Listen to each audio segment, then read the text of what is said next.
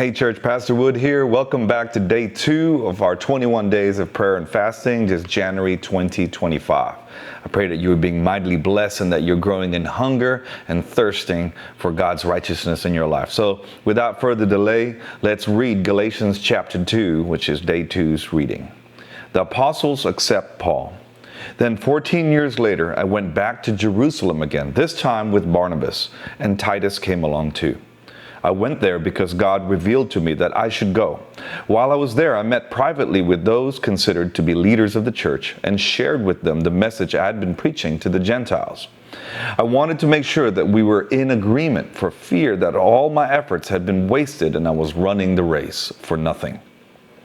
And they supported me and did not even demand that my companion Titus be circumcised, though he was a Gentile.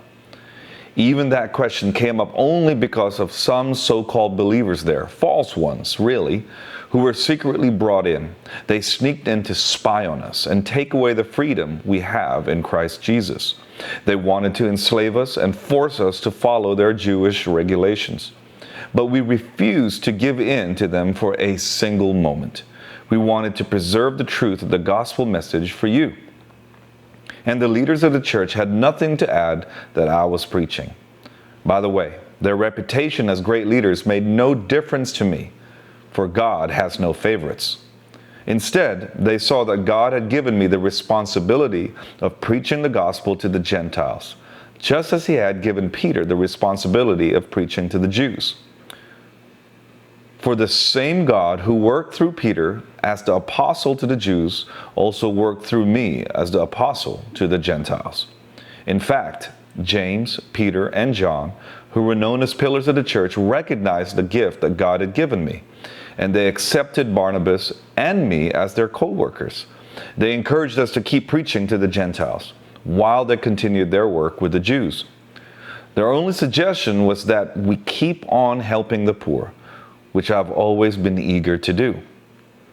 Paul confronts Peter. But when Peter came to Antioch, I had to oppose him face to face, for what he did was very wrong. When he first arrived, he ate with the Gentile believers who were not circumcised. But afterwards, when some friends of James came, Peter wouldn't eat with the Gentiles anymore. He was afraid of criticism from the people who insisted on the necessity of circumcision. As a result, other Jewish believers followed Peter's hypocrisy, and even Barnabas was led astray by their hypocrisy. When I saw that they were not following the truth of the gospel message, I said to Peter in front of all the others, "Since you, a Jew by birth, have discarded the Jewish laws and are living like a Gentile, why are you now trying to make these Gentiles follow the Jewish traditions? You and I are Jews by birth, not sinners like the Gentiles. Yet, we know that a person is made right with God by faith in Jesus Christ, not by obeying the law. And we have believed in Christ Jesus, so that we might be made right with God because of our faith in Christ, not because we have obeyed the law. For no one will ever be made right with God by obeying the law. But suppose we seek to be right with God through faith in Christ, and then we are found guilty because we have abandoned the law. Would that mean Christ has led us into sin? Absolutely not. Rather, I am a sinner if I rebuild the old system of law I already tore down. For when I tried to keep the law, it condemned me. So I died to the law. I stopped trying to meet all its requirements, so that I might live for God. My old self has been crucified with Christ. It is no longer I who live, but Christ lives in me. So I live in this earthly body by trusting in the Son of God, who loved me and gave himself for me. I do not treat the grace of God as meaningless. For if keeping the law could make us right with God, then there was no need for Christ to die. Wow, What a powerful chapter, church. I'm sure you're chomping into so much of this, and I pray that you would set aside time just to allow this truth, just to dig deep, to maybe unearth some of the things that we've fallen into, some of these things that we got into habits in 2024. Let's look at 2025 and make sure that our habits are new and that this 2025 truly will look different to what 2024 had to bring. You see, just a couple of highlights again from me, just real quick. Verse 8, for we all have the same God who worked through Peter, and he also works through me. We all have access to the same Spirit, to the same power of God that raised Jesus from the dead. Now just pause on that for a moment and realize that you and I have direct access to the same life-giving, power-flowing Spirit of the living God available to you and I today. If we would only dig deep and commune with Him and come to know Him and welcome Him in and foster this relationship and foster this hunger and thirst during this season that we're entering in 2025. And I love the way that they just remind him, hey, they didn't have an argument with Paul, but they just said, hey, one thing I do want to suggest is that you don't forget the poor. And that is, I think, is important, because when we're looking at the poor, it means we're not looking at the poor in ourselves. It means that we're not looking at our needs, but at the needs of others. So I want to ask you this question. Who are the poor around you right now?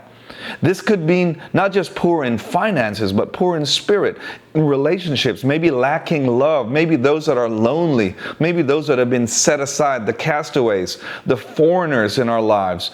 Just think about whom God has brought around you, maybe in your workplace, in your communities, in your sports places, wherever you hang out. There are people that are poor. If you would just take a moment and say, God, help me to be those that help the poor, because I want to be your hands and feet. And I believe that you're going to draw so much closer to God when you start to outwork what's on His heart. And then one of the things that stands out to me here is the spirit of hypocrisy. You know, beware of becoming a man pleaser. Basically, when he spoke about how Peter wouldn't eat with the Gentiles anymore, where he did before, and then that led others astray. Just be careful that we don't become so filled with knowledge, but without the love. You can have the head knowledge, but not the heart knowledge. And like if you remember when God gave wisdom, He gave it through an understanding heart to Solomon, right? He said, "I'll give me an understanding heart." That's what true wisdom is, a heart that chases after God. You know, and let's be careful, because your life doesn't just affect you, but it can lead others astray. Like even this, he said, even Barnabas was led astray by their hypocrisy. Our lives do not belong to us. It's been purchased by Jesus on the cross. So I want to ask you this question. Is there any hypocrisy in your walk with Christ today? Is there any way where your mouth speaks, but your actions are different? Or your promises are big, but yet you don't fulfill them? You know, this is why it's so important to come up with new habits in this new season. And this one here, just finally, just another little nugget as I read this. I'm just kind of sharing what I'm seeing, and I know that God will do this for you. Yet we know that a person is made right with God by faith in Jesus Christ, not by doing or obeying the law. We often say that we are human beings in Christ Jesus, not just human doings. By being in Christ, when we are made alive and we focus on our heart and our relationship with God in the secret place first, from the inside out, then the doing is a natural overflow, an outworking of that which God has already done on the inside. You see, religious acts doesn't save anybody. Religion doesn't save anyone. A relationship with Christ, the acceptance of Christ, is what draws us in to become sons and daughters of God. So we need to die to ourselves. Like he said, so I died to the law. What things do you have to die to? Maybe you've made your walk a religious act, and that needs to die before the Lord today. I pray that you're blessed, church, and I'll see you in the next chapter of day 3.